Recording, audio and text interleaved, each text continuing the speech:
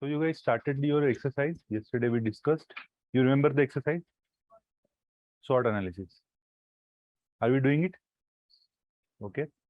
So I have said 3 days. Okay. So I want everyone's SWOT analysis after 3 days. It's very primary analysis. Okay. At the start, we have to understand ourselves. Okay. Not very deep. No need to worry too much. We have to do something very complex. Okay. The simple analysis of yourself. What's your position right now? That's what you have to do. Okay. It should be very simple. Okay. So that you have to do. And second thing, I told you to draw a map. Are you guys comfortable in drawing the map? You were there, online students, yesterday? You couldn't draw? But I think I saw your drawing. You show it on... No. You didn't show it? Okay. You draw it? It's your first class. Okay. You're able to draw it. Okay. Okay. So what we'll do, we will draw the map now. Okay. The first thing you should do in geography lecture, you should draw a map because see, it's your 15 marks. Okay. So how you are going to draw today? Okay. You just draw. Okay. You, both of you, once again, I'll tell you how to draw it. Okay. Rest of those who have understood how to draw the map, like draw the map and today give the names, vague names like, okay, this is North America, this is South America, this is Mediterranean Sea, this is Atlantic Ocean, this is Indian Ocean, this is Pacific Ocean, this is Africa, Saudi Arabia, Oman, Yemen. Like a very, no need to name each and every country. Just name each and every continent or few countries. This is India, this is China, this is Russia, like that. That much only, not detailed. Okay. So, Suprada and Harshada, you wait. I'll tell you how to draw it. Okay. The rest of you can start. Okay.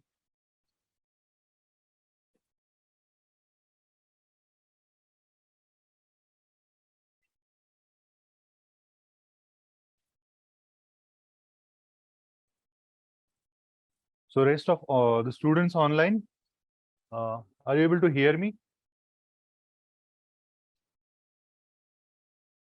Online students? Okay, that's great. So, Pradeep, Akhila, nice. Aishwarya, Saishri, are you there? Oh, that is nice. So, yesterday you guys understood how to draw the map?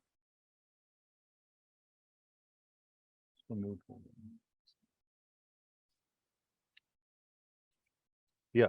So, today how you have to draw it? You have to draw the map and vaguely you have to name the continents and countries. No need to name each and every country. Okay. If you wish, you can open your map, world map, and see which continent it is, which country it is. Okay. Today I'm seeing so many new students. Okay. Yours also first day? Online students. Okay. What's your name? Mansi.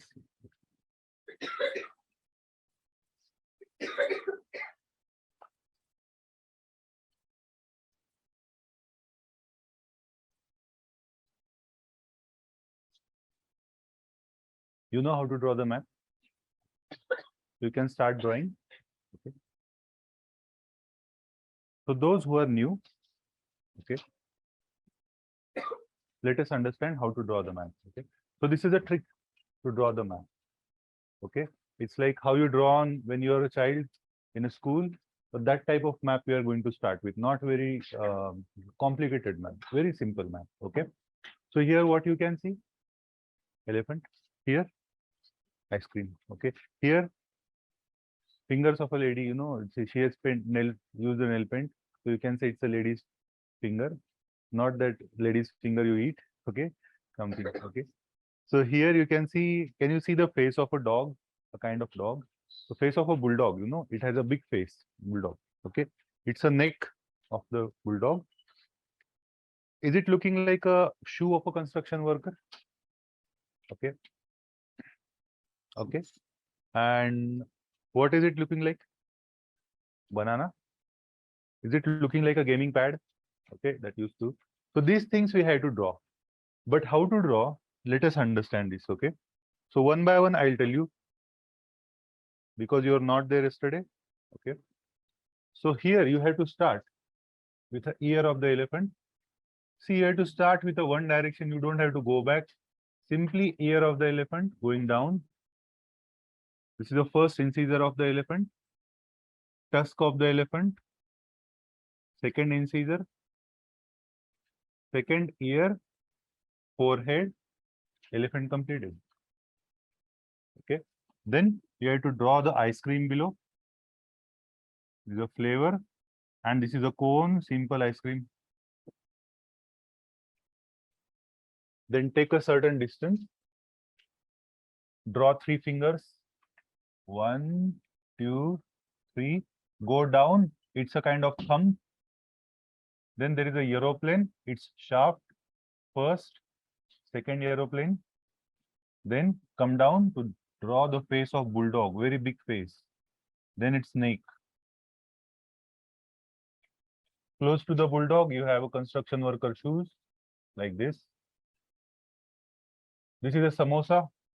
Okay. This is a idli. And these are 3 rotis.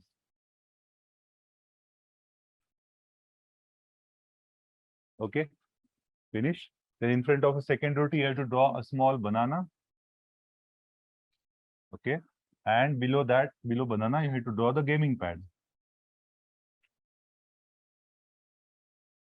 Okay. Then here you have to draw, have you seen the Indian gyms, ancient gyms? They had the instruments they do the exercise with. Okay. The same kind of instrument over here and a small ball. Okay. Like this. Can you draw this? Okay.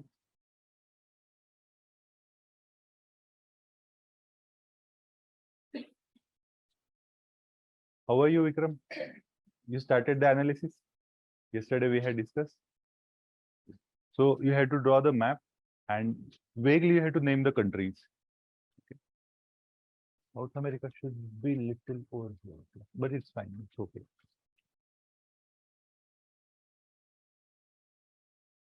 Even if it is little imperfect, it's fine. Okay, no need to worry. See, Africa. Africa should go little down. See here. See the proportion. The Africa is standing little upside, South America little southward. Okay. Good.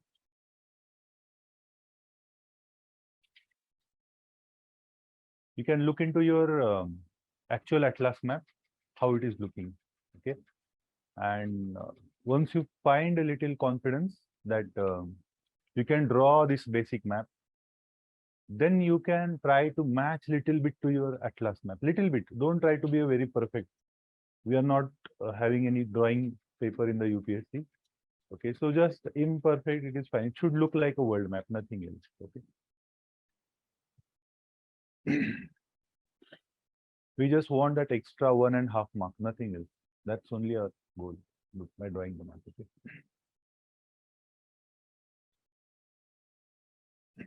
Okay.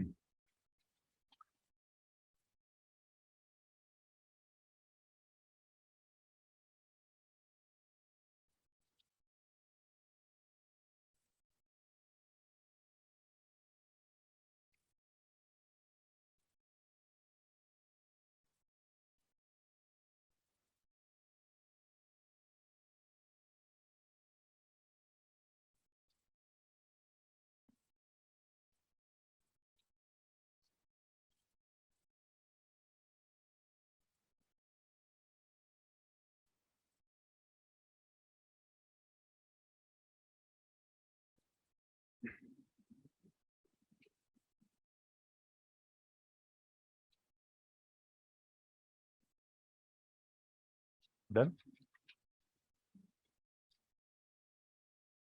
Okay, that's good. One thing you should not forget, okay, I forgot to tell you yesterday, that whenever you're drawing the map, you have to show the north direction. Without showing the north direction, map is incomplete. Okay. So like anywhere you should draw a north direction like this. Okay. Or here you can draw. So showing north is very important. Okay. Any map you draw, anywhere you draw, you show the north in the end. Okay.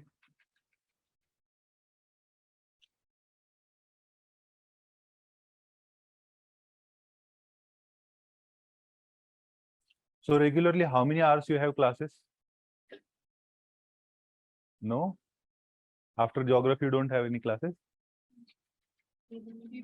Evening PSIR you have. Okay. A PSIR 2 hours you have, right? Okay. Good. And so how many hours you are getting for self-study? 3 hours. How? 7. Okay. 7. So totally 10 hours you are doing. Everyone is getting 3 hours or somebody is getting more than that, less than that?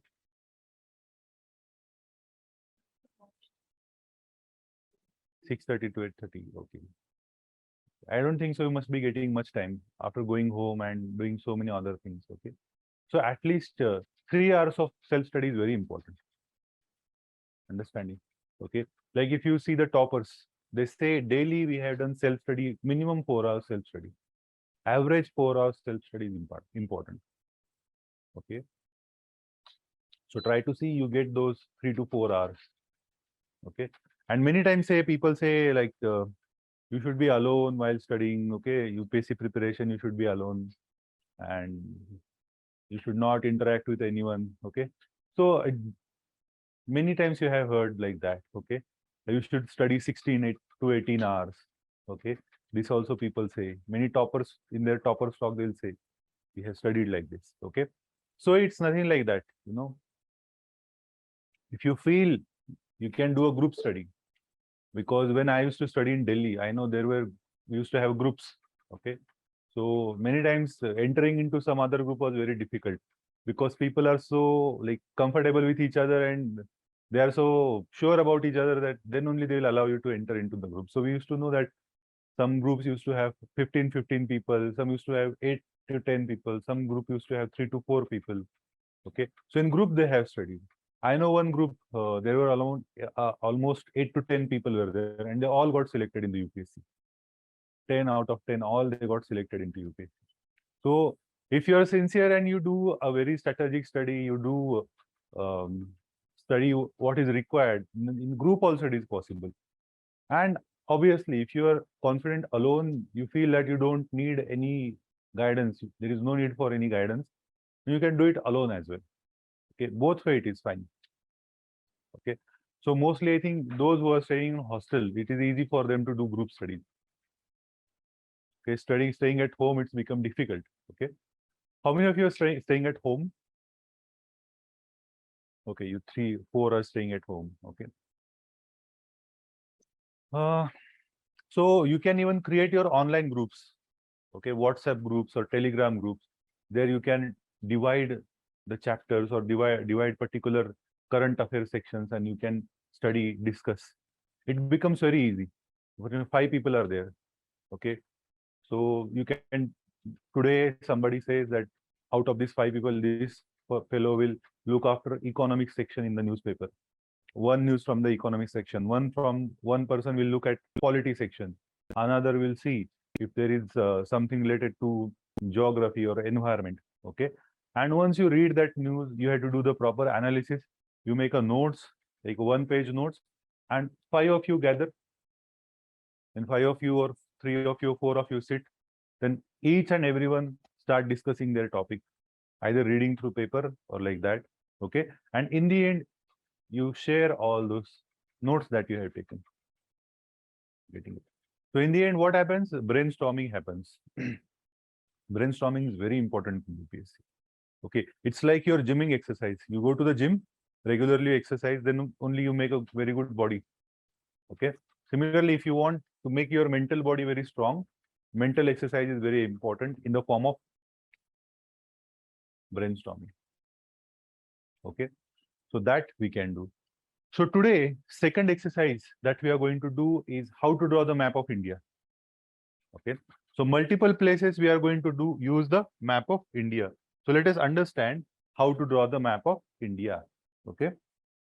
So yesterday we have seen this world map. Today we are going to see. So can you see the map of India? Okay. See, drawing map of India is a little serious matter. compared to drawing the map of world. Okay, you can draw a little wrong map, or you can go here and there while drawing the here like the map of world. But India, you should be little particular. A little mistake and examiner gets offended.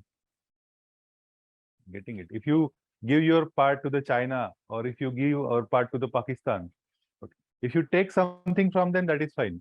But if you give your part to them, then you're gone. Okay, they may deduce your marks. Okay, so it is a little serious affair. Okay, how to do it?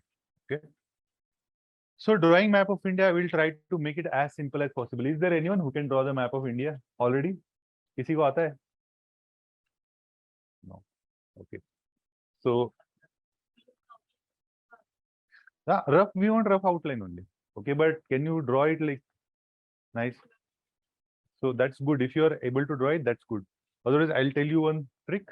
Using that, you can also draw the map. Okay.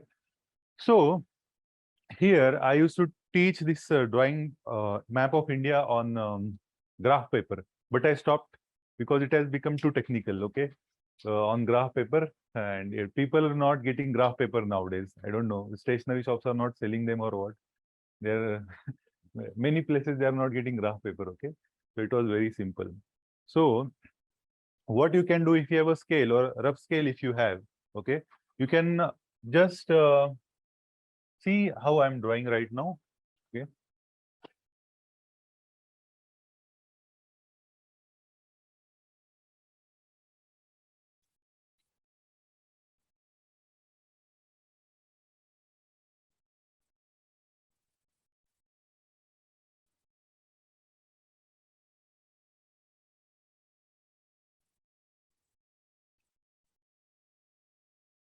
Okay, if you open the whiteboard, screen share will stop. They're saying.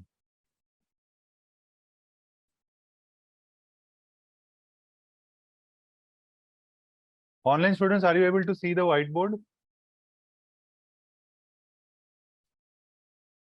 Yes, they have come. Great, great. Okay, nice.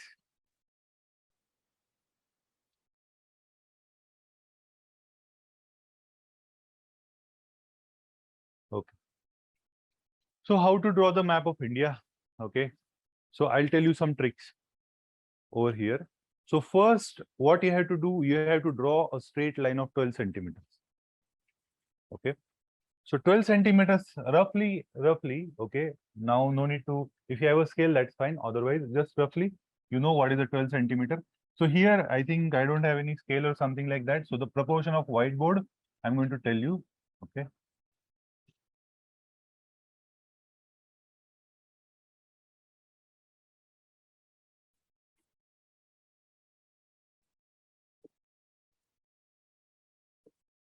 Okay. So roughly, you have to draw, say, let us say, this is a 12 centimeter line. Okay. Then take a distance of 4 centimeter from the top. Okay. Let us say you took a 4 centimeter distance from the top and draw a horizontal line of 4 centimeter.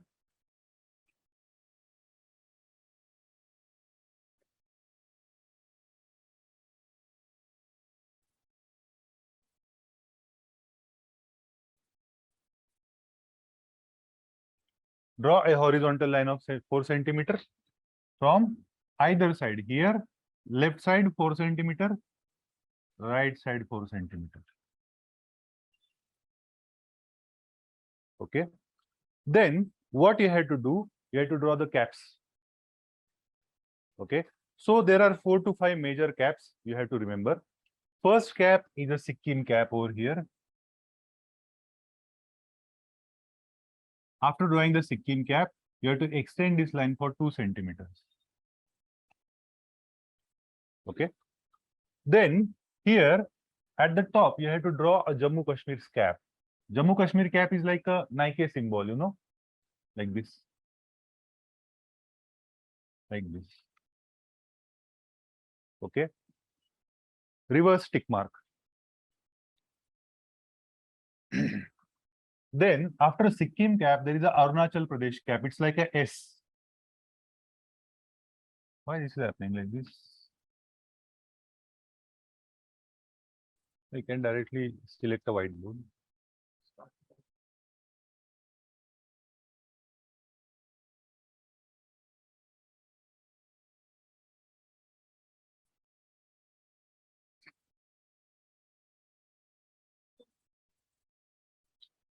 Yeah, I will draw it one more time. Okay.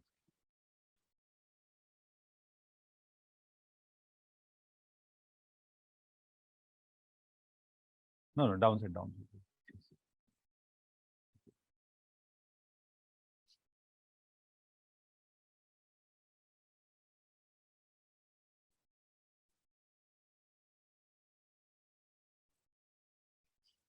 They are not able to see the drawing on the map. How come they are just able to see the whiteboard but not the drawing on the map? I think.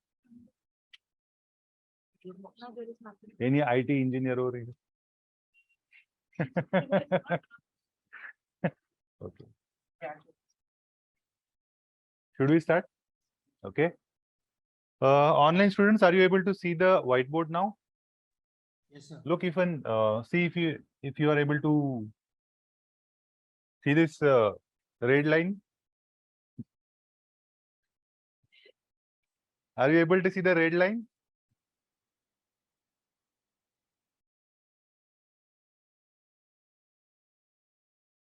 Blue line. Okay. Very good. Very good. Okay. Nice. So that means they are able to see it now. Okay.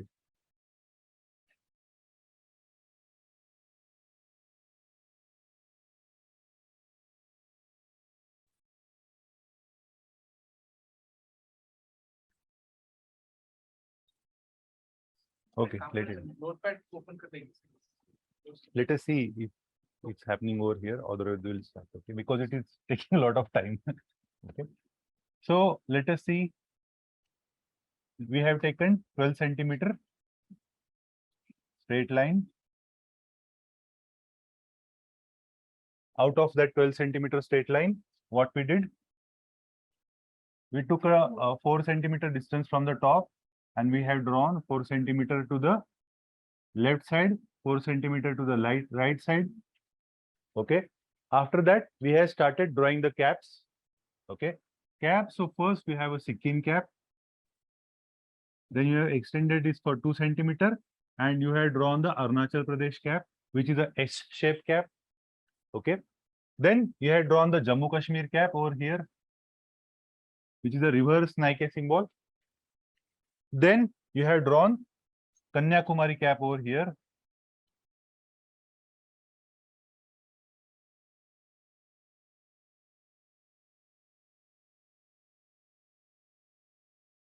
Which is a U-shaped cap. Okay. Then now you have to draw a cap of Gujarat. These caps are the corners which are very difficult to draw. Okay, corners of the country which are very difficult to draw. So we are looking in terms of caps. Okay. So you have to, it is like a peak of a big bird. Okay. You know, have you seen a pelican?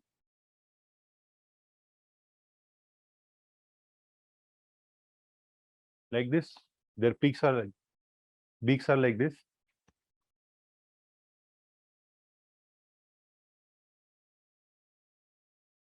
So we are drawing a very rough map right now. Okay. Not very up to the mark. It should look like a map of India. Okay. That's the point now. Okay.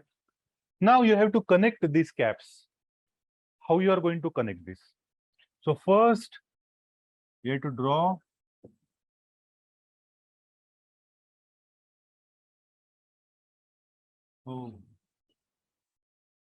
so okay, this is a Jammu Kashmir.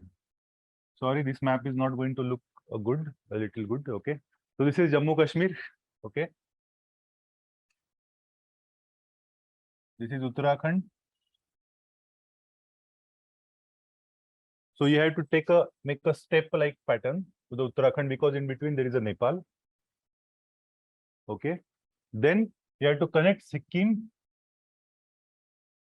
to the Arunachal Pradesh.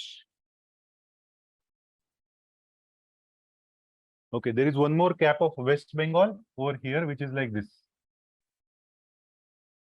Simple straight line. Okay. Here you have to connect it with the rest of the Northeast India. Again, step-like manner. 1, 2 fingers, 2, 3. Done.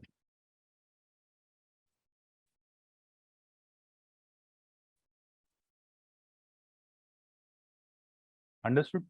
Okay. Now, Rajasthan, okay, it is going to look little clumsy on this side. But you have to do it like this. We'll draw it again, okay? And then, once it is drawn, you have to just connect this thing to the Kanyakumari. Here you have to understood, at Andhra, you have to take a little turn, like this. Okay.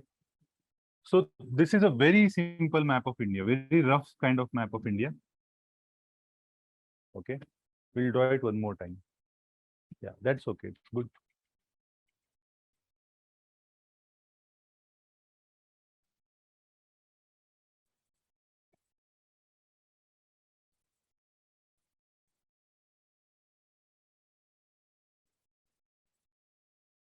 Good. Okay. See, Jammu Kashmir, don't draw it like this because there is a Siachen glacier over here. If you draw it like this, that means China has taken it or Pakistan has taken it.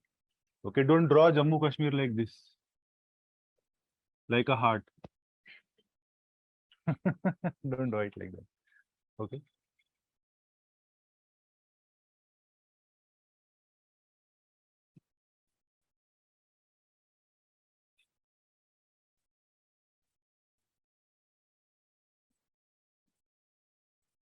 And here, look at this. Here you need to have a little inward turn. Don't forget to add this inward turn. Because if you forget it, then you will take Bay of Bengal inside the India. Okay, we don't have to take any ocean inside the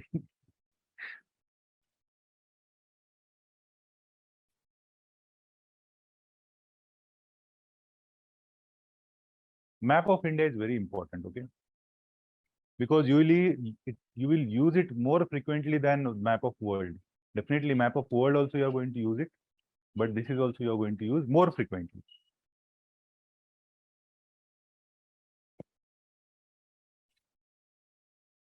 Okay, we will try it one more time. I'll draw a smaller map now, little. Okay, you can draw a little big if you want.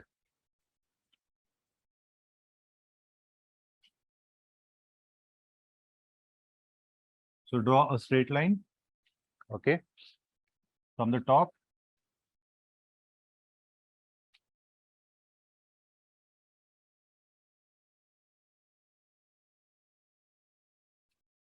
Up till here. Then you have to draw the caps first. Cap of Sikkim, extend it. Cap of Arunachal Pradesh. Cap of West Bengal. Okay. Then simply here you have to draw the cap of Jammu Kashmir. Below, draw the cap of Kanyakumari.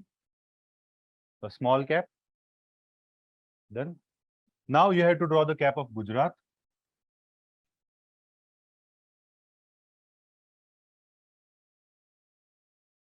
Cap of Gujarat, simple. You guys with me? Okay, you can draw one more time. Those who are. Then you have to connect these caps.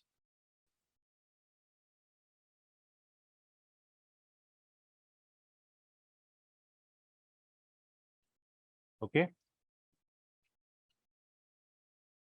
First one.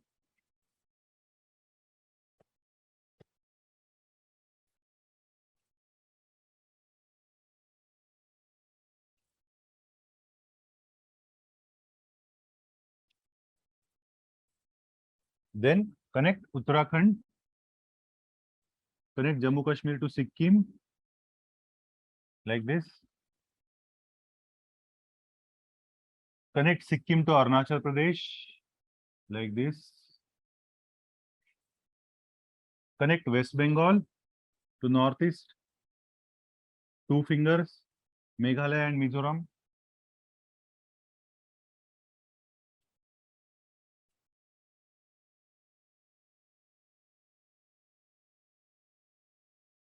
Okay. Then you have to draw the Rajasthan. Okay. How you will draw the Rajasthan?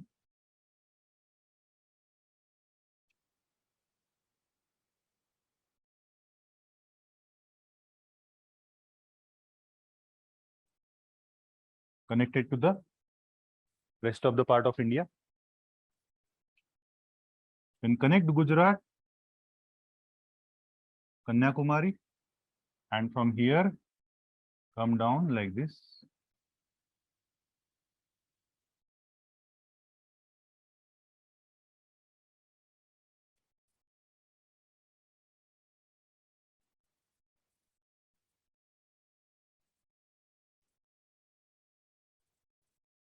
Okay.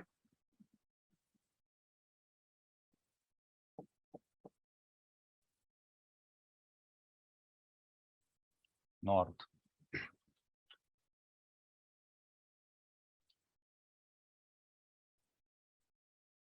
Done. Good. Okay. Fine. Kashmir should be a little better. Okay. Kashmir should be a little better. Okay. Good. So length is going little downside. Okay. Stretching down.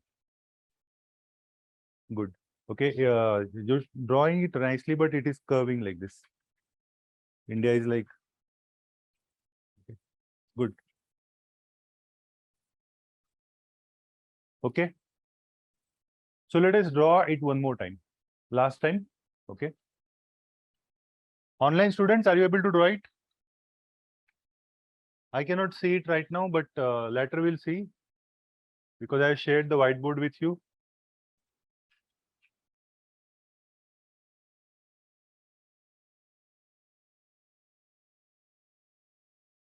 Okay. Wonderful. So let us draw it last time.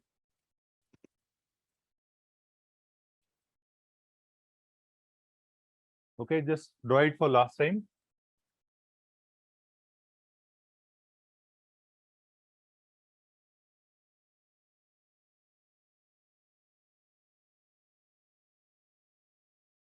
Sikkim cap, Arunachal Pradesh cap, Jammu Kashmir cap, Kanyakumari cap, here Gujarat cap, West Bengal cap. Now connecting all the caps. So this distance has become too much, little less. Okay.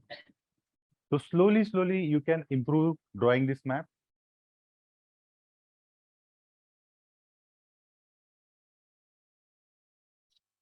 Done. Good.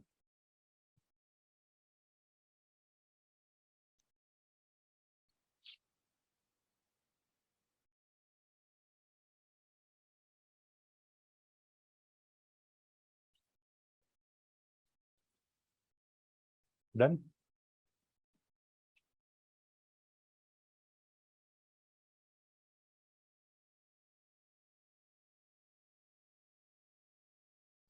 Little broaden. Okay.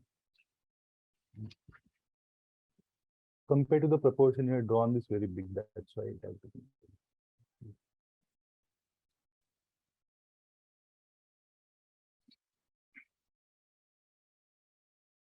So map of India is drawing little difficult because it has so many corners. Okay. I know there are some people who draw, who can draw very good drawings. They draw simply without any proportions, but there are very few people like that. Okay. Otherwise, this is the best method to draw it very fast. Okay, within 15 to 20 seconds. Okay.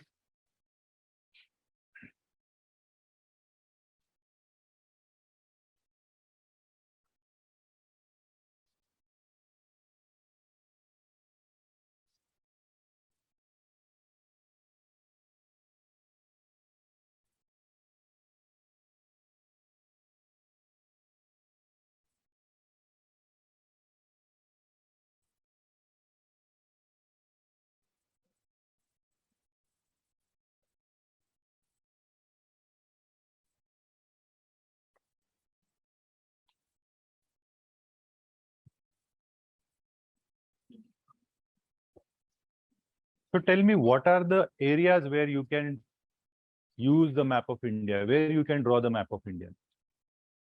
Can you guess or can you tell?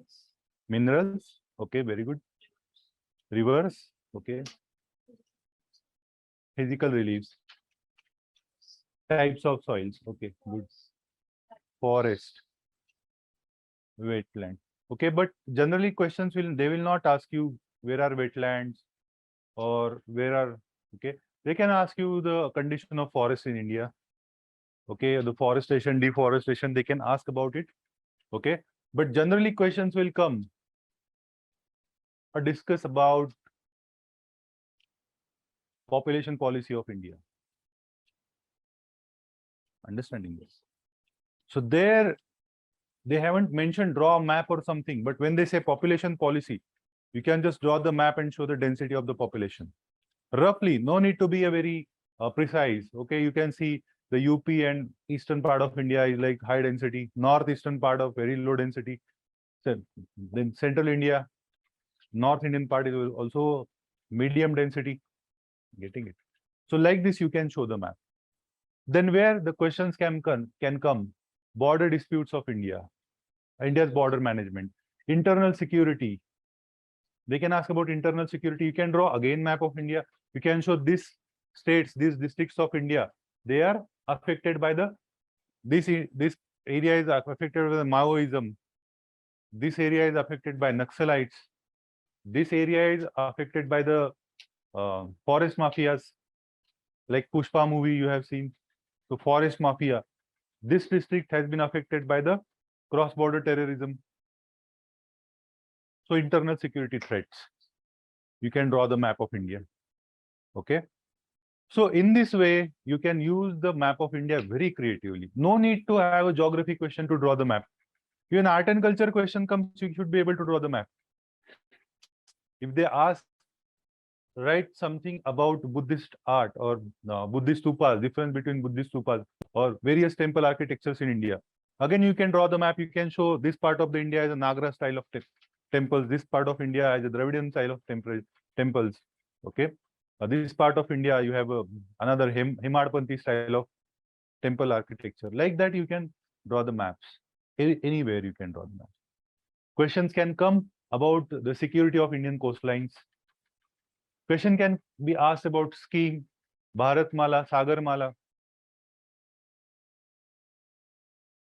Or they can simply ask the farmers' issues. Okay, analysis of any scheme, any policy, you can draw the map of India. Okay, it will definitely fetch you 1.5 mark extra. But understand, just you can draw the map of India. Don't draw it in each and every question in answer. Okay, so one or two, it's fine. Okay, no need to draw it like now I am able to draw the map. So I will show, because it is actually possible to draw a map in each and every answer. No need to draw it in each and every answer. Okay, one or two, you should use maps. One or two answers, you should draw the flow charts. Understanding? Okay. So every day before your class, you should draw this map once, India and world. Understanding? Okay. Every day, this is your everyday exercise. Okay. So now,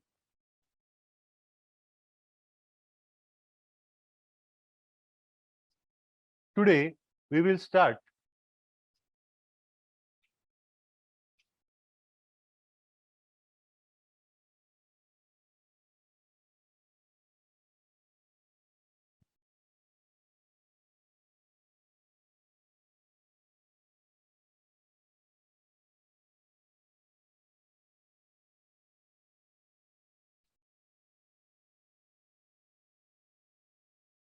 We will start with the next part of the fundamentals of geography.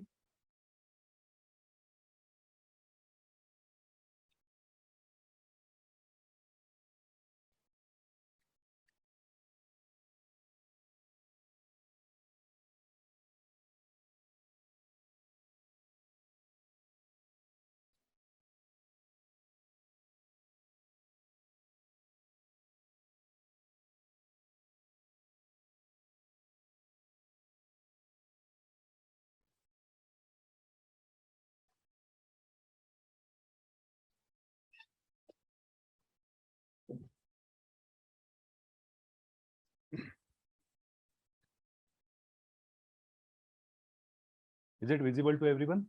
Okay. Online students, is it visible? Anyways, they will tell if it not visible, I think. Yes, sir. It's visible. Okay, good.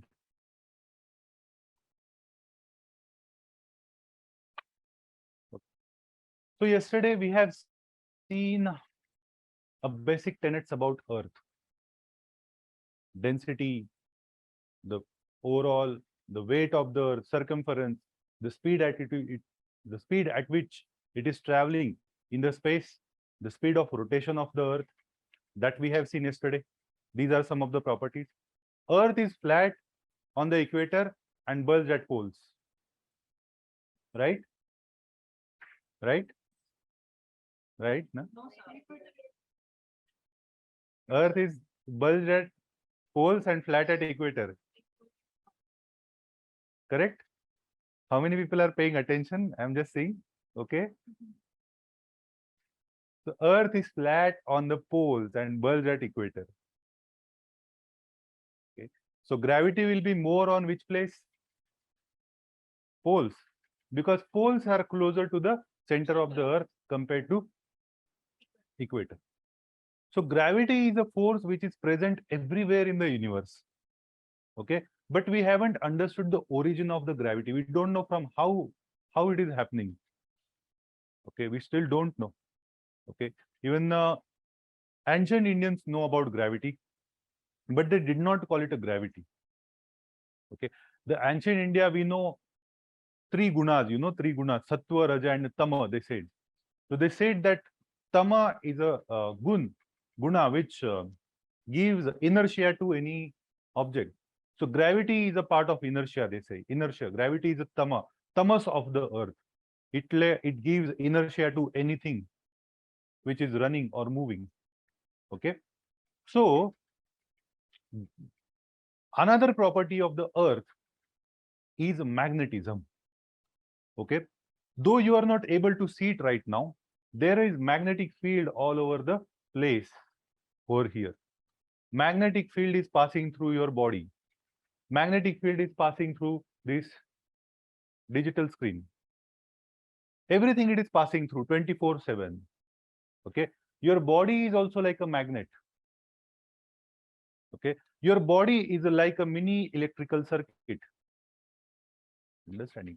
That's why if somebody pins you somewhere, you come to know because electricity is passing through your body. Understanding?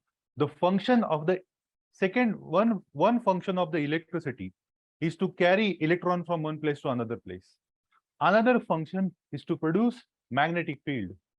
Okay, those who are from science background, in 11th and 12th, you have done the experiments of creating a magnet by passing the current.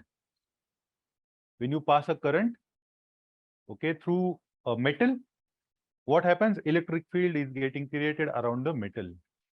Okay, that we have seen. So electromagnetism we have seen. So Earth is like a huge magnet. Okay. Now, what are the magnetic properties of the Earth? How it is generated? Okay. So Earth's inner core is made up of liquid. Earth's inner core is solid. Very inner core is solid, and outer core is liquid. If you go at the center of the Earth, it is made up of iron and nickel, a solid iron and nickel. And just outer core, which is also solid iron and nickel, but it is liquid in nature. Understanding? So there are various layers of the Earth. There is a crust, there is a mantle, there is a core, and these layers are subdivided into multiple layers like outer core, inner core. So very inner core is solid and outer core is liquid. You know, as I told you, Earth is rotating at very fast speed. I gave you the example of Shaktiman, like how Shaktiman travels. He rotates simultaneously, he moves forward. Earth is also same. It is rotating simultaneously, it is moving forward. So because of the high speed of rotation of such a huge object, the liquid inside the earth is also churning. See, you don't come to know does not mean nothing is happening. There is no voice, there is no sound. See, the very beauty of this entire nature is that very complex processes are happening everywhere, but it does not make any sound. See, this little device we have made, it is just throwing a cool air and making so much of noise. Understanding? But this earth, such a huge earth, traveling with a lakhs of kilometer speed, rotating simultaneously with so much of fluid, so much of animal, plants, water on that, and there is no sound. You don't hear any sound. You call it a calm, peace. So this is the beauty. The huge sun is a huge nuclear reactor. It is every day giving you the sunrise, but there is no sound, though noise is not coming. So inside the outer core, the liquid is getting churned. It's very hot liquid. And inner core is a solid. Okay. So because of that, because of this churning effect and very hot outer and inner core, a kind of electric field is getting created at the center of the earth. We call it as a geodynamo effect. Have you studied the dynamo? You know, previous time they used to have a cycles. Cycles used to have a light at front. Guys, have you seen the cycle? So when you drive or when you drive the pedals, automatically electricity is used to get generated. So small dynamo used to be connected at the wheels of the cycle.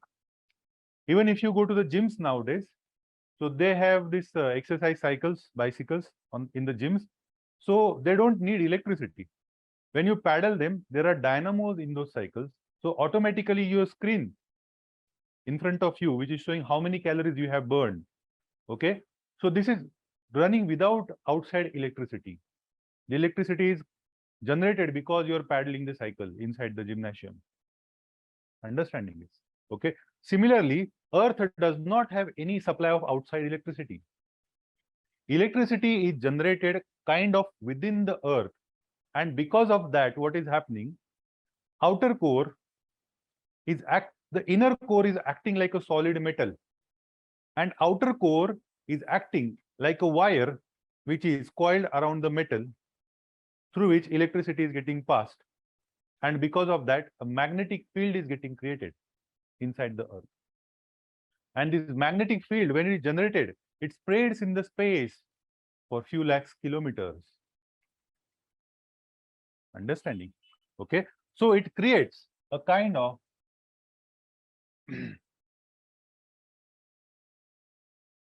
shield around the earth. Okay. So this magnetism has various properties. Let us understand these properties. So you can see this is a overall magnetic field of the earth. Whenever you have a magnet, magnets have two poles. Which are those two poles? North pole and south pole. Okay. So let us understand this one by one. Okay. So how this, you can see this is the core of the earth. So this is the outer core. This is the inner core, solid inner core. Okay. Now,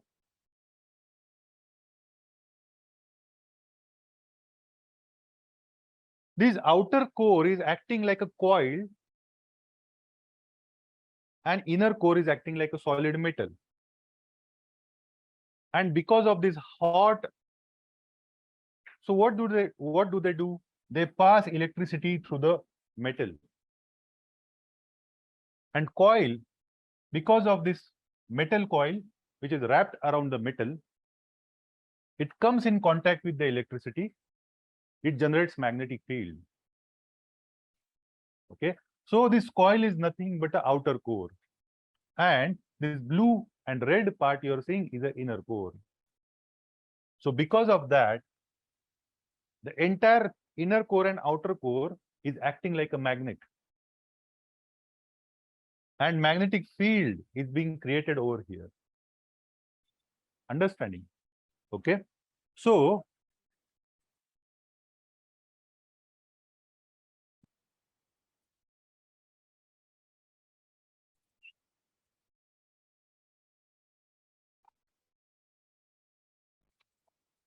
this is how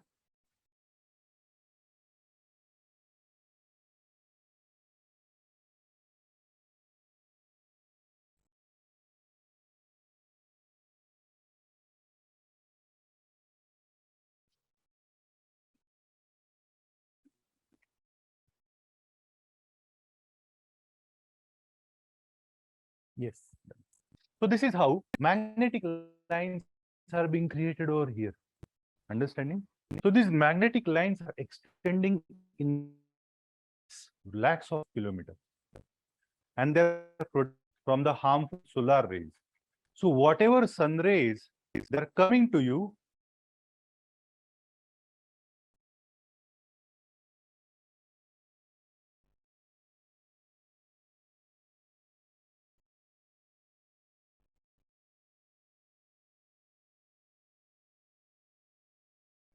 can somebody call the Vijay?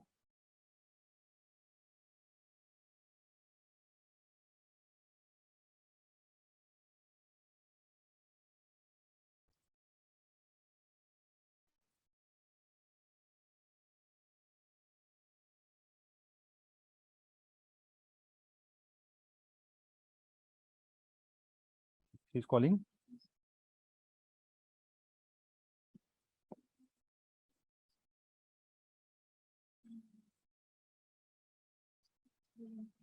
Okay.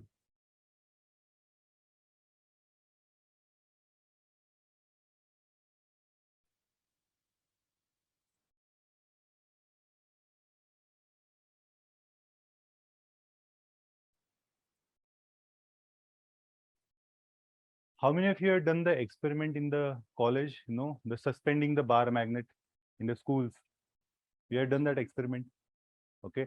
So when you suspend any bar magnet, it organizes itself into the north-south direction. Have you seen this? Okay. Yes, directional properties of the magnet we have seen. So whenever you have a magnet, it has a north and south direction. Similarly, Earth has a magnet, it also has a north and south direction. Getting it? But now you open your compass. Okay, when you open it, your compass will show direction according to magnetic field. Okay, so when, see, in magnet, you know, opposite attracts each other. North pole will attract south pole, south pole will attract north pole. Okay, so your compass, when it is showing north side or north pole, that is actually south pole of the Earth. South pole of the south magnetic pole of the Earth. Understanding? So in reality, if you see your mobile compass or the physical compass that you have, okay, so that shows you the north, but actually that is the south pole of the Earth, magnetic south pole. Physically, it is a north pole. See, Earth have a two kinds of poles: magnetic poles and geographic poles. Okay, so geographic poles are always fixed, but magnetic poles are not fixed. We'll see how. Okay, so online students, am I audible to you?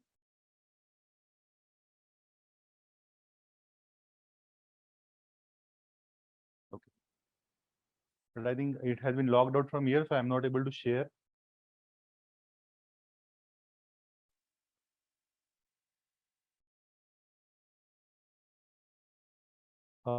इसमें से log out हो गया है, इसको log in करना है.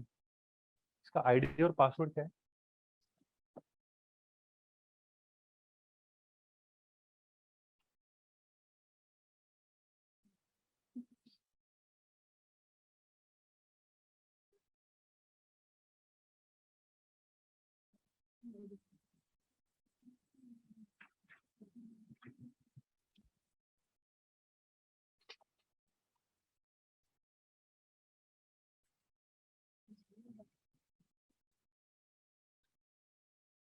Have you ever seen the compass? Physical compass. I mean, everybody has a compass in their mobile phone as an app. But if you see the real compass, have you ever wondered how it is working? How always without any electric support or something, how it is showing the north and south pole? There is a magnet. So actually it is showing you magnetic north and south pole. But in reality, when it is showing north, it is actually magnetic south pole, but geographic north pole. And the south part of the needle is a magnetic north pole and geographic south pole. Understood? Okay, you have seen the Pirates of Caribbean movie. In that, Jack Sparrow is always using the magnet, okay, to navigate his ship. Okay, so these sailors, they are using this magnet a lot. Okay, ancient time, this magnetic compass were only instrument for them to travel from one place to another place. There was no other instrument. Okay, so now these magnetic lines that you have, they are used by many animals and birds to travel from one region to another region. Okay, so birds have like inbuilt natural compass inside them. They use Earth's magnetic field. You know, these birds, there is no training and development for these birds. Okay, their parents just they lay eggs and they fly away. Okay, migratory birds, Siberian cranes, and all these things. After these birds,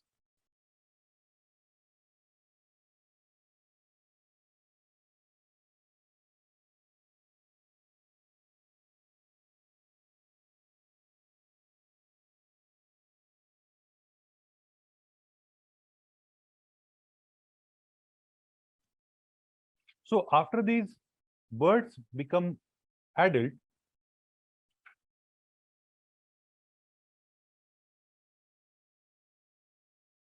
after these birds become adult, they are able to travel from Siberia to India to Africa. How come it is possible? Because there is some kind of inbuilt programming. Using that programming, they can travel from one part of the world to the another part of world using magnetic lines or magnetic fields. Human beings haven't yet learned to use these magnetic lines and fields, and we are still studying how these birds are able to use it. Understanding? Okay. So these magnetic lines are of very important. Okay. Now, as I told you, Earth is acting like a huge bar magnet. So this is the north pole of the magnet, and upside you have a north pole of the magnet, and downside you have a south pole of the magnet. Okay. But if you see, north pole of the magnet is not exactly coinciding with the north geographic pole.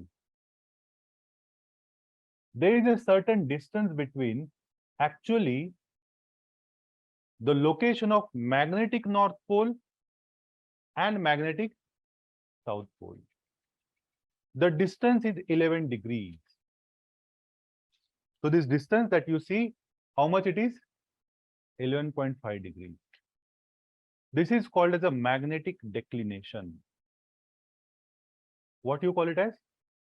Magnetic declination. So this distance, because it is not exactly overlapping, so your compass is showing this magnetic north. So magnetic actual geographic north is 11.5 degrees away from the magnetic north. Understanding? Okay.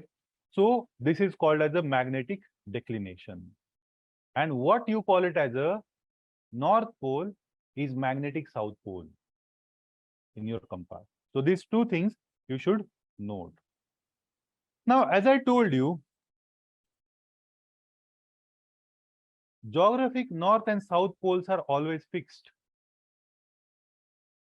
But magnetic north and south poles, they are not fixed. They keep reversing, they keep changing their place. After a few thousand years, wherever you have a north magnetic pole, that shifts its location and it goes to the south side. The south magnetic pole shifts its location, comes to the north side. So, magnetic poles are not fixed like a geographic poles.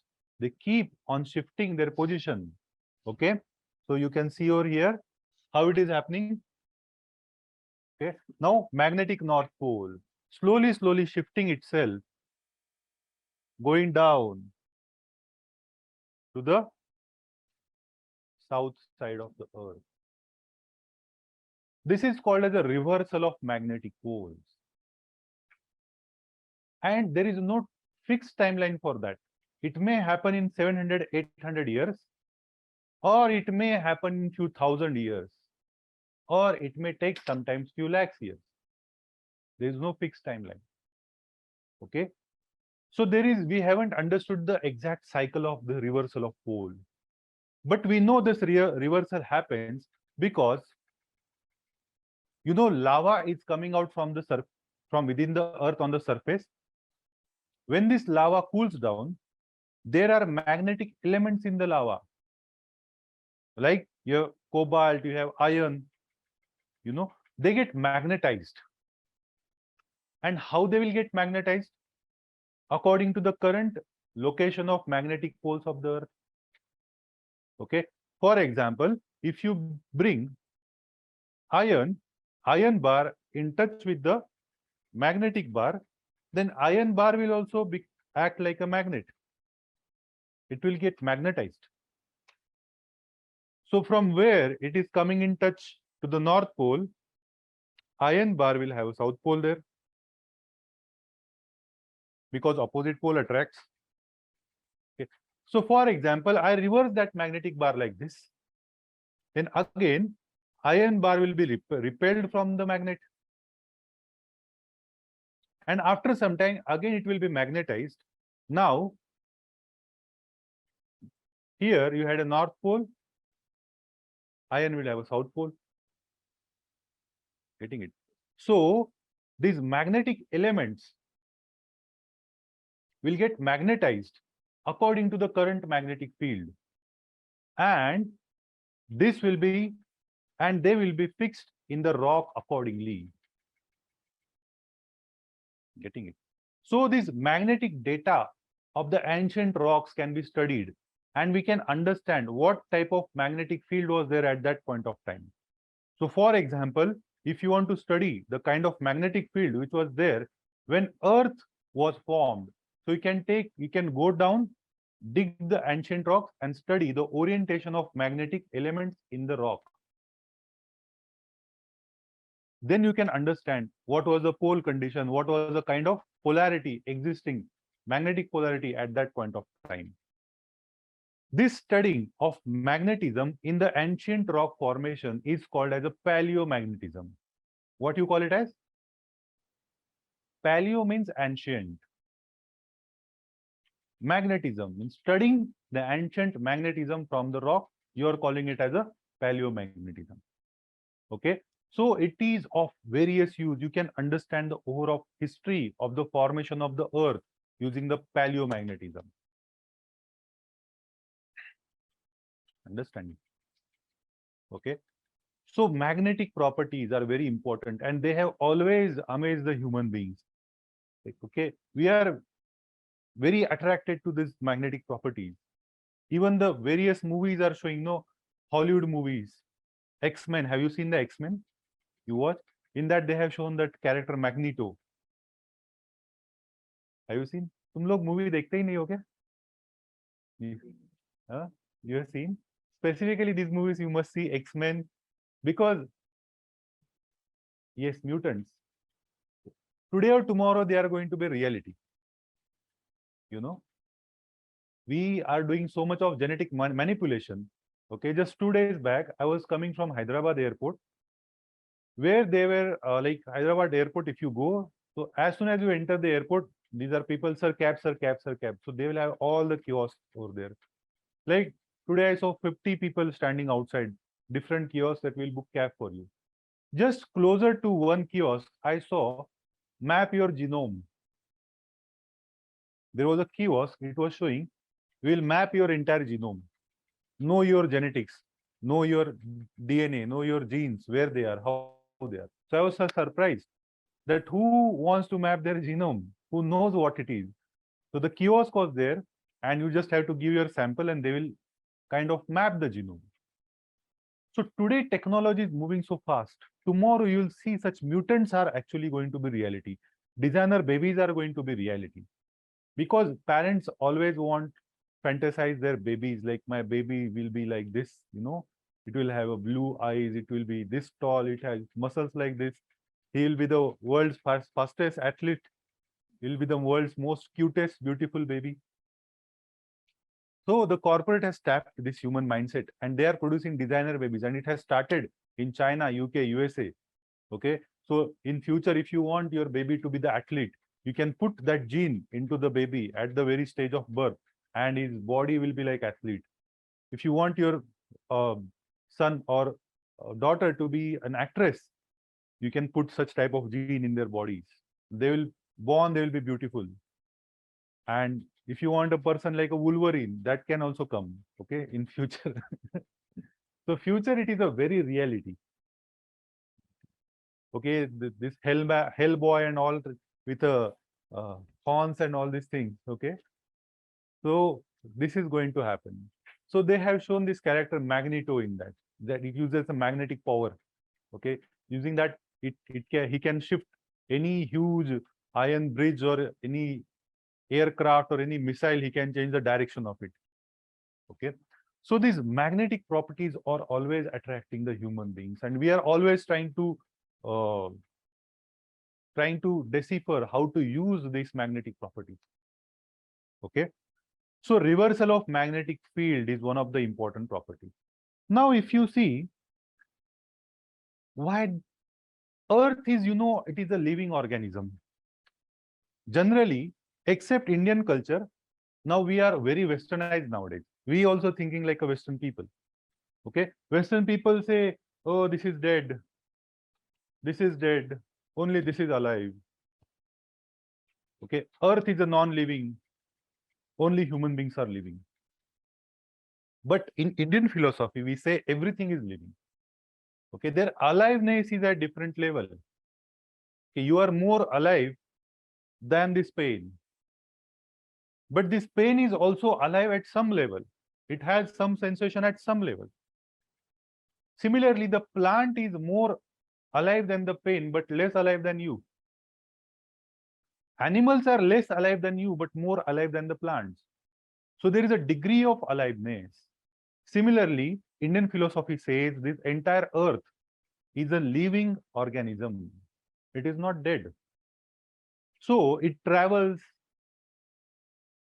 it protects itself. So the kind of magnetic field that it has created, it is protecting itself, its atmosphere, its living organism from the harmful radiations of the sun.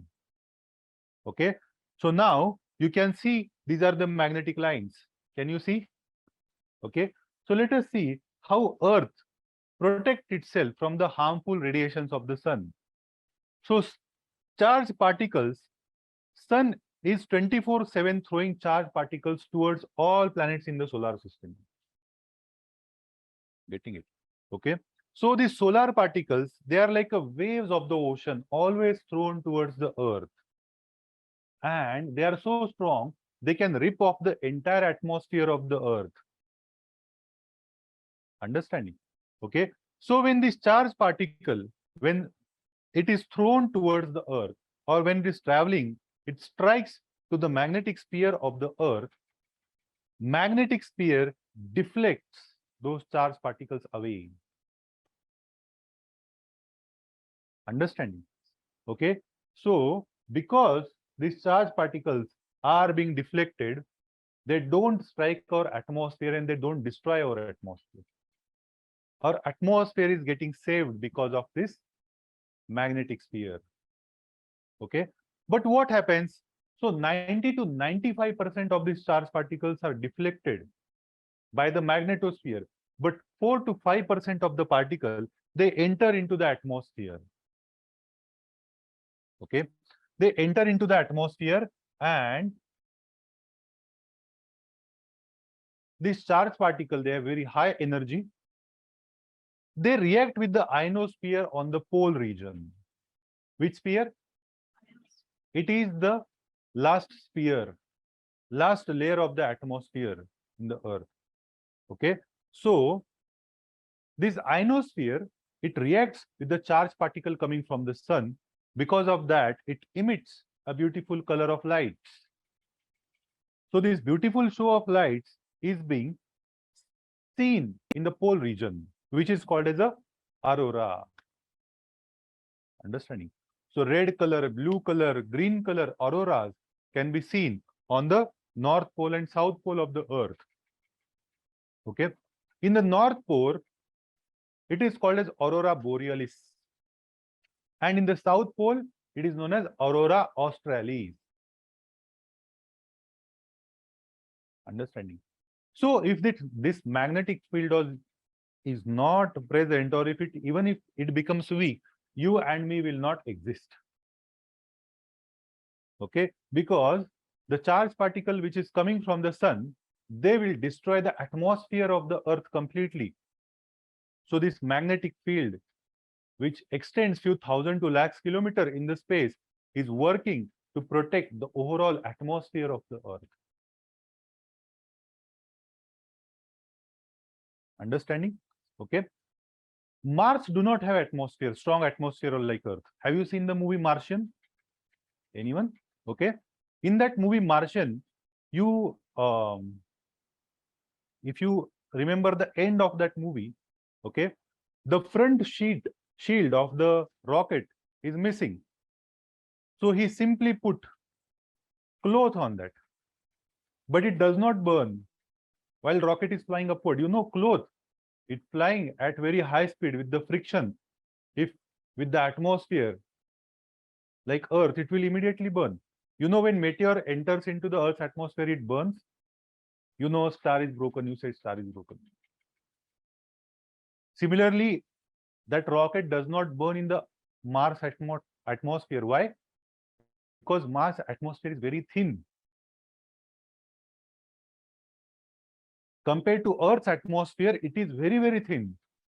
That's why they can just put a cloth around at the top of the rocket and escape from the Mars atmosphere. But in the Earth, it will just burn on the 5 or 8 kilometers from the ground. Entire rocket will burn. You know, Kalpana Chawla, the rocket completely burned when it entered the Earth's atmosphere. So this happened because Mars magnetic field is very weak. Because of the weakness in the Mars magnetic field, charged solar particle destroyed the Mars atmosphere. So that's why they say Mars was also as living as Earth few lakhs years before. But now it is a dead planet. There were rivers on that planet. There was life on that planet. But right now it is not like that because there is no atmosphere on the planet. And that atmosphere has been destroyed by the charged solar particles because of the weak magnetic field. Understood? Okay. So this is how magnetic field protects the Earth. Understood, everyone? Okay. Online students, everyone understood how magnetic field is protecting the Earth?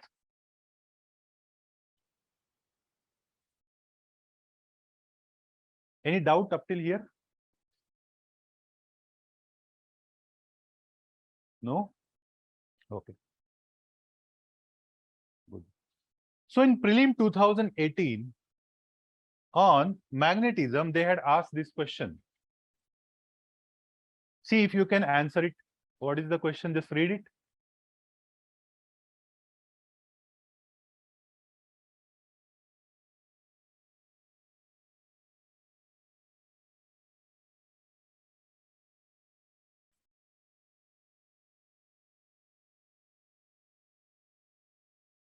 Are you able to understand the question?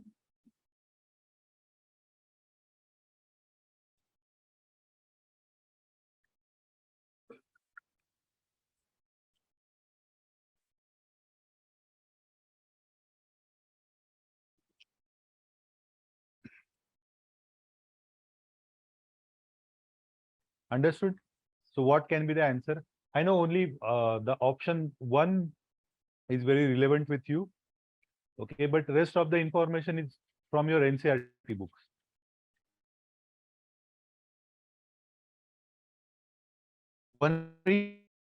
Okay.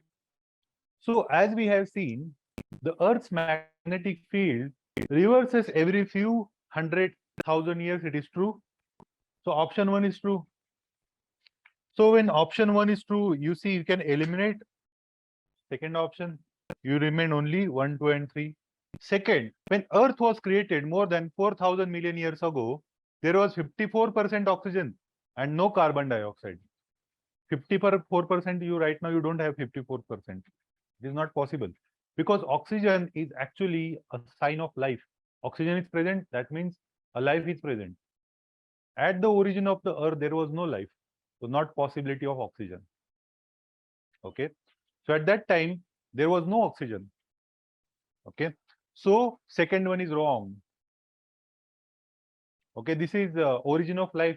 These options are coming from NCERT chapter first, origin of life. 11th standard NCERT. Physical geography, very simple. Okay. Third, when living organisms originated, they modified the early atmosphere of the Earth. Very simple. When living organisms like alga and they all originated, they converted, they took carbon dioxide and they emitted more oxygen. So they modified the atmosphere of the Earth. So 3 is right. So 1 and 3 is the correct option. Getting it? So like this, the questions are being asked. So this is from NCERT. So NCERTs are very important. Okay, you have to read it. Okay. Now,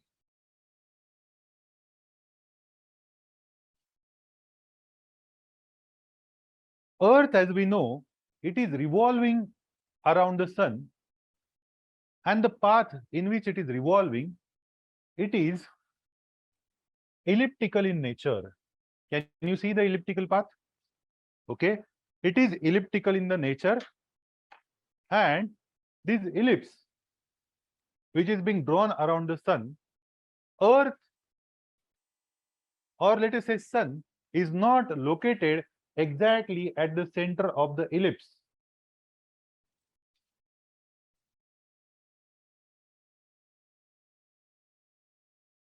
So sun is located at closer to one corner of the ellipse. Because of that, when Earth is revolving around the sun, at one point it comes very closer to the sun. Okay, from here it is very closer to the sun. Whereas from here it is very far away from the sun. Okay, so the day on which it is very far away from the sun, that day we call it as a aphelion. Up means far, helions means sun. The day Earth is closer to the sun than the rest of the days in the year, that day we call it as a perihelion. Peri means close, helions means sun. So aphelion and perihelion are days where Earth is either farthest or closer from the sun. Similarly, moon is also revolving around the Earth like this. Moon is also revolving around the Earth. So how many days one revolution is completed? 28 days. 28 days cycle. Okay. So in this 28 days, in one day, moon is very closer to the Earth. And another day, moon is very far away from the Earth. So when moon is very closer to the Earth, that day we call it as a perigee or perigee. Here G means Earth. And when moon is far away from the earth, we call it as a apogee or apogee. Understanding? Okay. So these are few important things you should understand. Now, when we say earth, when you want to tell the address on the earth, how do you tell the address? If I tell you, where do you live? How you will tell? So for example, I am an alien coming from some another galaxy, okay, to meet you, and I am your friend from that galaxy. I call you and I ask you where you are staying on the earth. What you will tell me? What? So let us say, if you don't know the coordinates, how you will tell me where you are staying?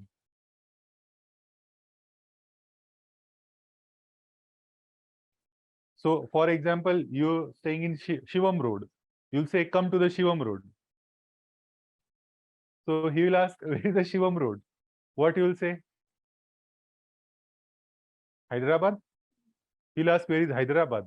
What you will say? You will say, there is Telangana. Where is India? Where is Asia? So you'll go round and round and round. You won't be able to tell the address in the end. See, I am staying as closer to you, I know. That's why I can come to Shivam Road by looking into the Google. But how Google understand where is the Shivam Road? So it is not possible without any coordinates. So coordinates are required to give the exact location on the earth because earth is circular. Understand?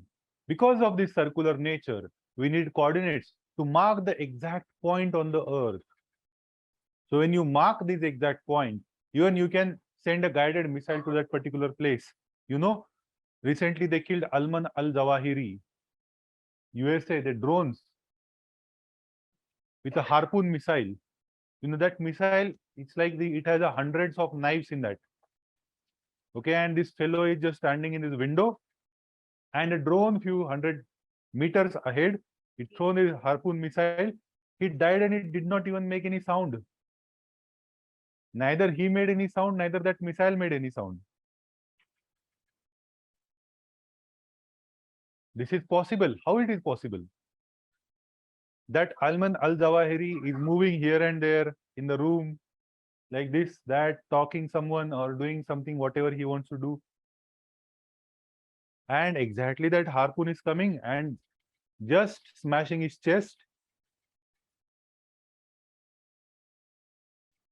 This is because of coordinates. Understanding? Okay. So coordinates, if you want to show the exact location on the surface of the earth, two types of coordinates are used: vertical lines and horizontal lines. Because only vertical lines will be confusing. Okay. Even only horizontal lines will be confusing. So we use the intersection of vertical and horizontal line. On the intersection point, you can mark that this is the place where we want to go. Okay. So these vertical lines are called as a longitude. And horizontal lines are called as a latitude. Okay. So latitude you can see over here. They can mark. So first latitude, which is marked, is an equator. It is the biggest latitude on the surface of the earth. Okay. We call it as a 0 degrees latitude. So let us say you divide earth into half. This is a 0 degrees latitude. Okay. From that, you take a measure of 15 degrees over here. This is your 15 degrees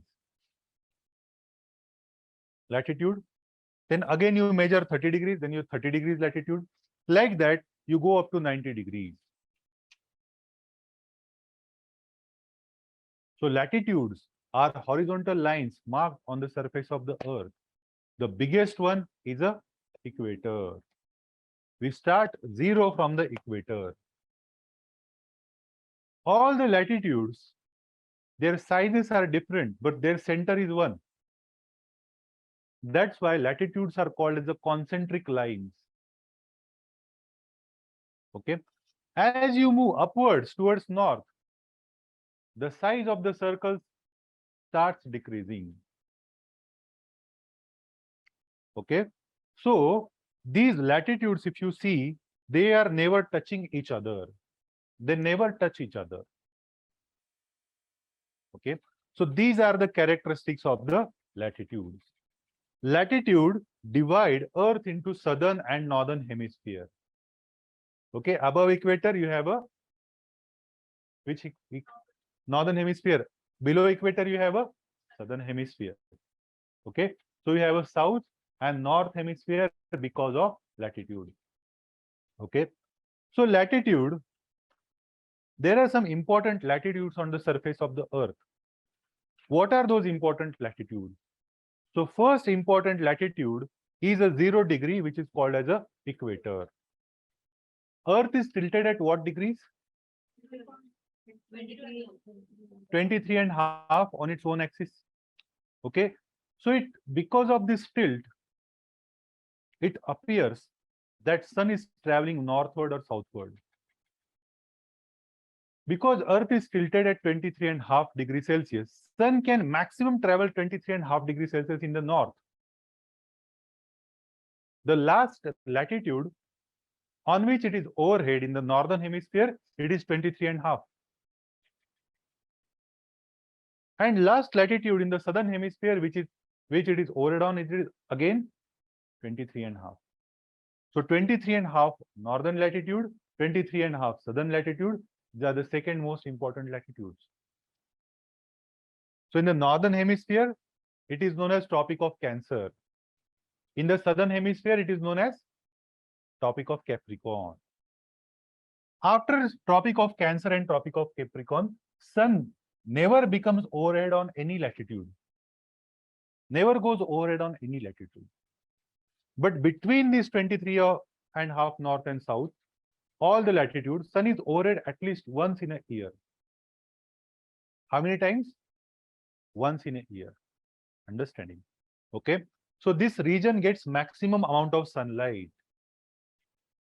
between Tropic of Cancer and Tropic of Capricorn. So this region is called as a torrid zone.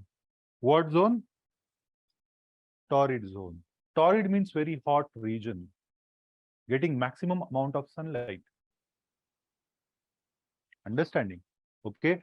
So below that, next latitude is a 66 and a half. 66 and a half north and 66 and a half south. These are the latitude where sun's rays actually reach. Though sun is not getting overhead, but sun rays reach up to there. After that, sun rays do not reach. So at least some amount of sun rays reach 66 and a half degrees Celsius. So 66 and a half north is known as Arctic Circle. Understanding? 66 and a half south is known as Antarctic Circle. Okay, so Arctic and Antarctic Circle. So between 23 and a half north to 66 and a half north, the region is known as Temperate Region. Temperate means neither very hot, neither very cold. Moderate temperature. Okay. Similarly, north temperate zone you have, similarly you have south temperate zone. Understanding? Okay. And beyond 66 and a half up to North Pole, no sunlight. So it is as cold as a top region of your fridge. Top pocket of your fridge. So this is called as a frigid zone. Always full of ice. Understanding? From 66 and a half to 90 degrees. Always full of ice. Understanding? Okay. So it is called as a frigid region. So these are the different regions of the Earth. So torrid zone is extremely hot zone. Frigid zone is extremely cold zone. In between, you have a transitionary moderate warm zone, which is called as a temperate zone.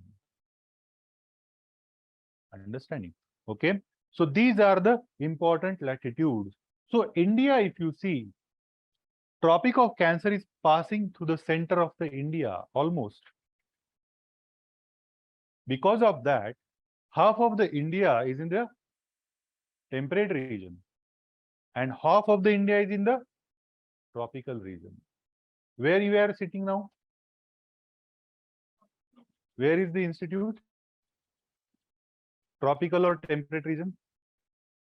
Tropical region. So South India is in the tropical region. North India is in the part of temperate region.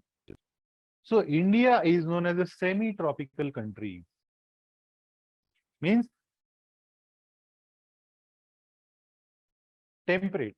Temperate region is also called as a subtropical region. Understand? Don't get confused between semi-tropical and subtropical. Subtropical means temperate region. Semi-tropical means half part is the tropical region, half part is in the temperate region or subtropical region. Understood?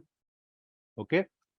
So this is the overall description of India, the basic description of India that a geography student should know. What exactly the condition of our country geographically. Okay. Because of this region, we find all types of climates in India. You find hottest of the hottest climate and coolest of the coolest climate in India. Understood? Okay. Now, as I told you, Earth is tilted at 23.5. Sun reaches maximum 23.5 on Tropic of Cancer and Tropic of Capricorn. So, one day in a year, Sun is exactly overhead on the Tropic of Cancer. Okay. When Sun is exactly overhead on the Tropic of Cancer, that day is called as a summer solstice. After that day, generally it is the 21st of June. After that day, Sun starts going down to the Tropic of Capricorn. So, in the month of December, Sun becomes exactly overhead on the Tropic of Capricorn over here. That day is known as winter solstice.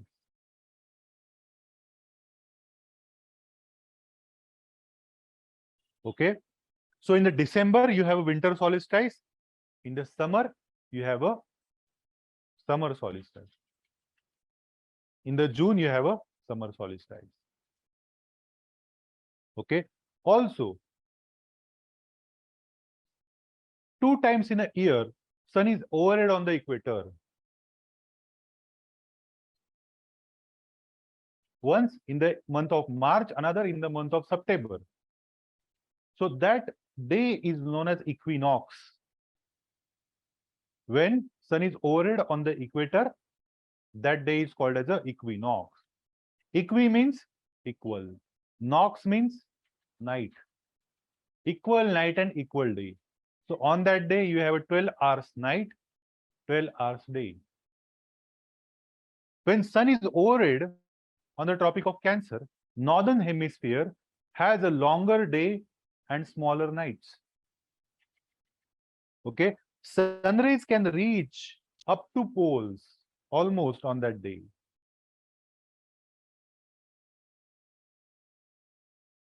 So night is a smaller and day is longer.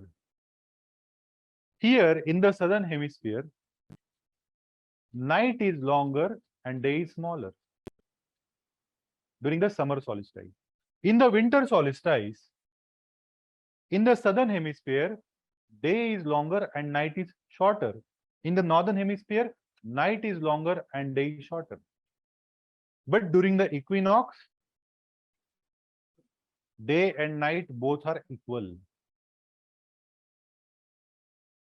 Understood? Okay. So that is why it is called as a equinox. Okay. So the dates of these are very important. You will get the notes. So everything will be there in the notes. Okay. Don't worry. So days, if you see winter solstice, in the month of December.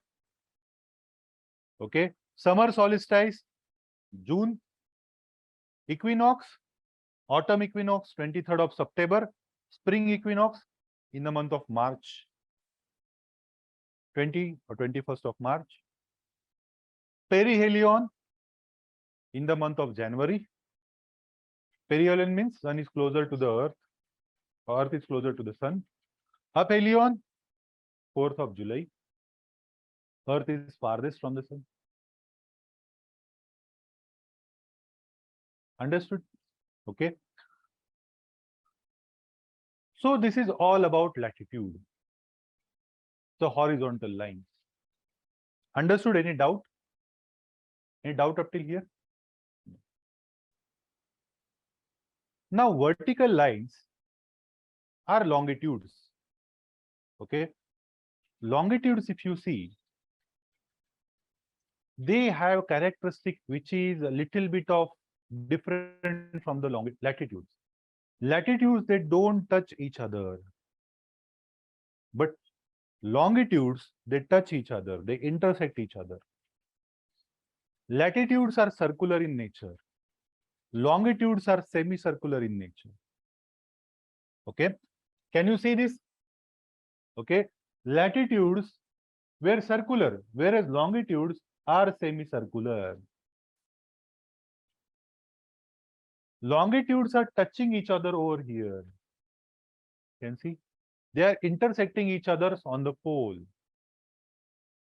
The distance between two longitudes were constant. Sorry, distance between two latitudes were constant. But distance between two longitudes goes on decreasing as you move towards pole. Finally, it becomes 0. Understanding this? So in case of latitude, it was very easy to find out the biggest latitude because equator is the biggest latitude. But longitude, it is very different. All longitudes are of same length, same size. So how can you decide which is the longest longitude or biggest longitude? How can you decide that? So to solve this dilemma, anyways, Britain at that time was a dominant country. To solve this dilemma, the longitude passing through their country, they considered it as a 0 degrees longitude. It is called as a prime meridian. So longitudes are also known as meridian. What they are known as? Meridian. Okay. So 0 degrees prime meridian is passing through Britain. The place called as a Greenwich. Okay. So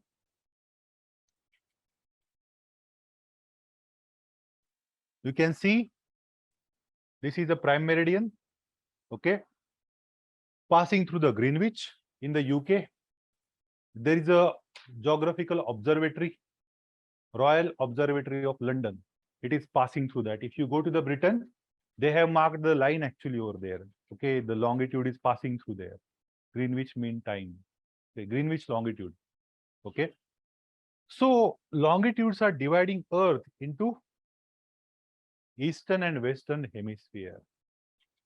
Latitudes were dividing Earth into northern and southern hemisphere. Longitudes are dividing Earth into eastern and western hemisphere. Understanding? Latitudes, they have most of the time they are used for marking the coordinates.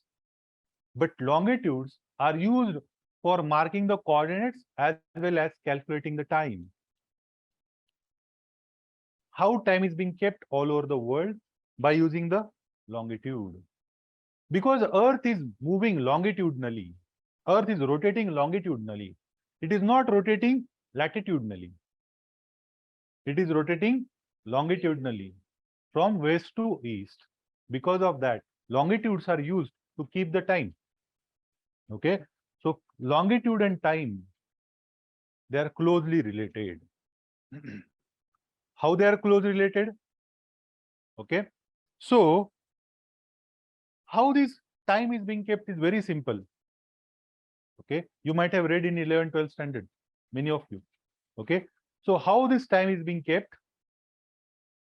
So, you know, entire Earth, how many degrees?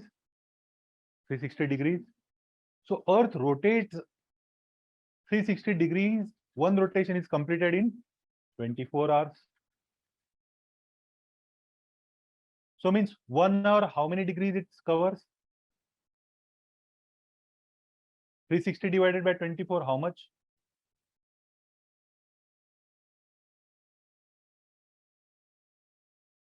15. 15. So in 1 hour, how many degrees Earth covers, or how many degrees passes in front of sun? 15 degrees. Okay, that's why in 24 hours, 360 degrees. So for example, midnight, there is a 12 o'clock on the prime meridian over here. It's visible to everyone. Okay.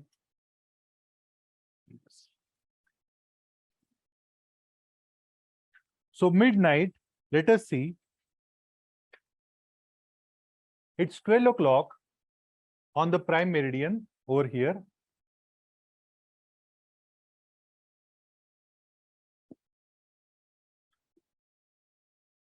And Earth is moving from west to east.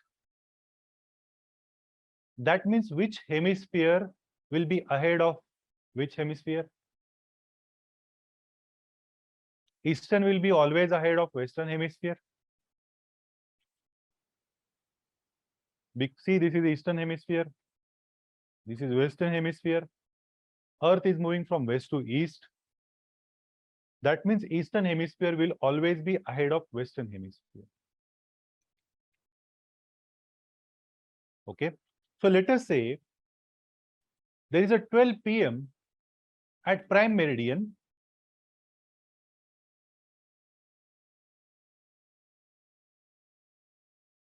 So what will be the time at 15 degrees east?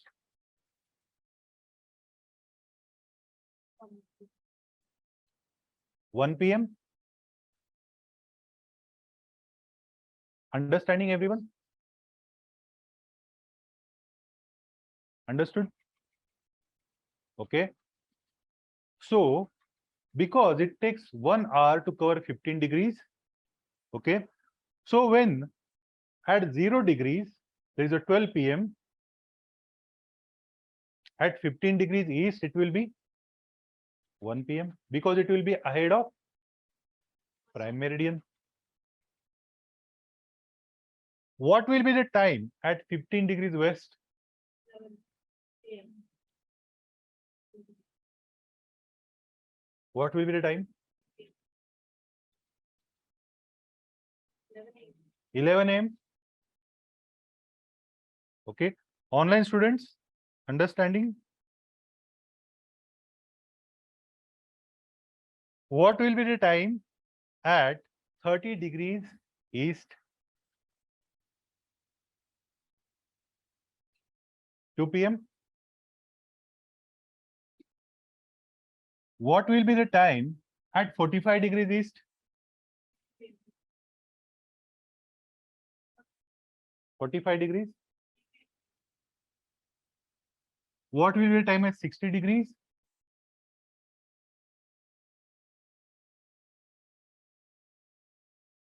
What will be the time at 90 degrees? And what will be the time at 180 degrees?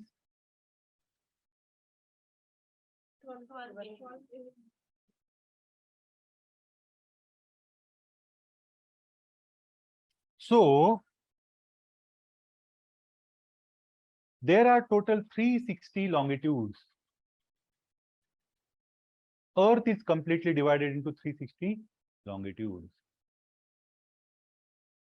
So at 0 degrees, 12 p.m. So 180 degrees, 12 a.m.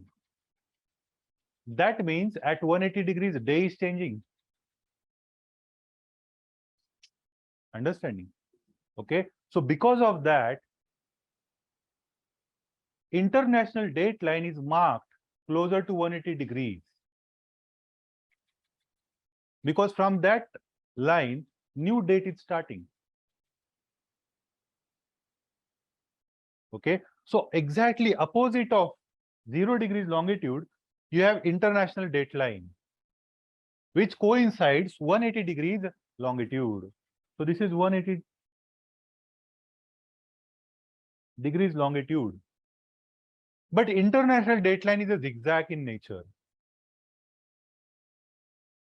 Okay, it coincides the 180 degrees longitude, but we don't call 180 degrees longitude as an international date line. Because international date line, we have made zigzag in nature. Why we have made it zigzag in nature?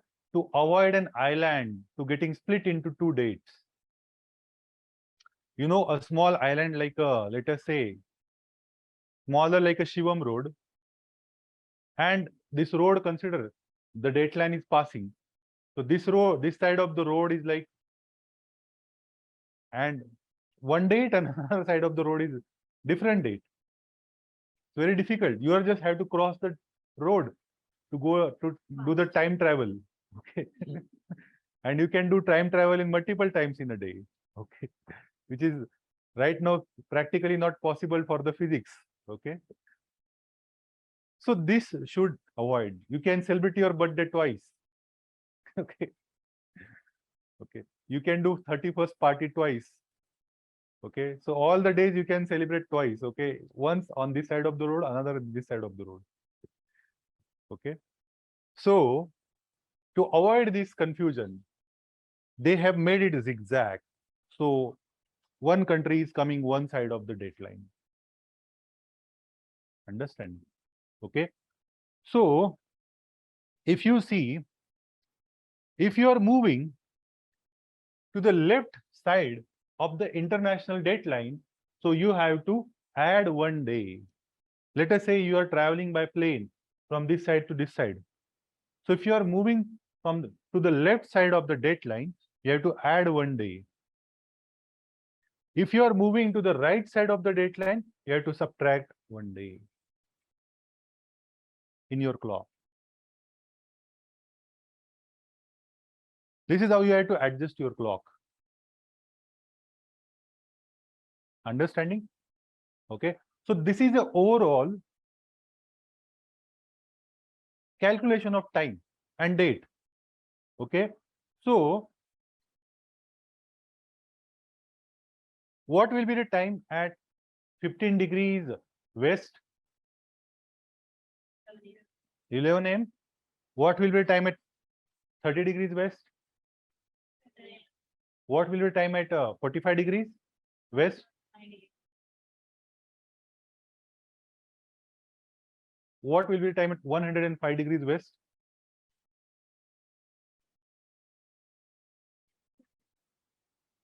Five.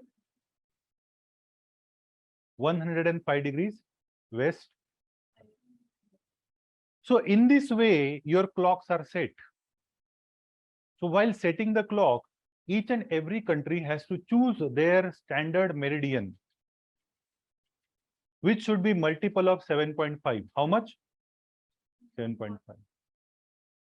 And accordingly, they have to see what is the time on the prime meridian, and you have to calculate the number of degrees of distance between their chosen meridian and prime meridian.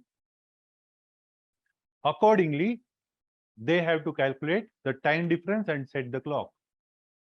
So for example, I choose my prime meridian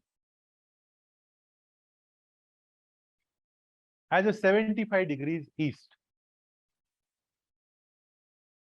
So what should be the time should I settle in my clock when there is a 12 noon at the prime meridian? 5 a.m. 5 p.m. How much? 5 a.m. How much? 5 p.m. Because you will be 5 hours ahead from the prime meridian.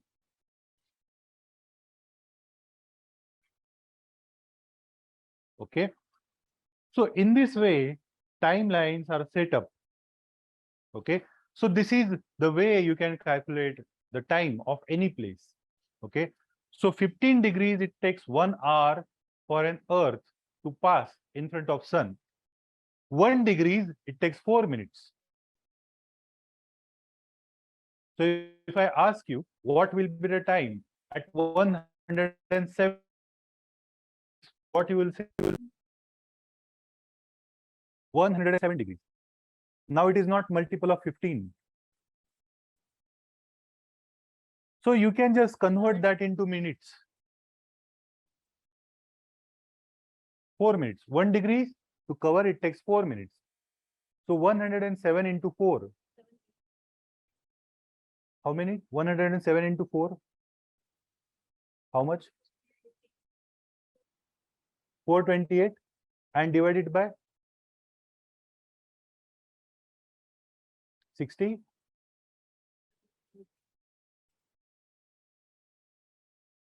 So how much? 7 hours, 8 minutes. Understood how to do it? If it is a multiple of 15, it is very simple. But if it is not multiple of 15, convert that into the minutes and do it. So in 4 minutes, Earth rotates 1 degrees in front of Sun. And in 1 hour, 15 degrees in front of Sun.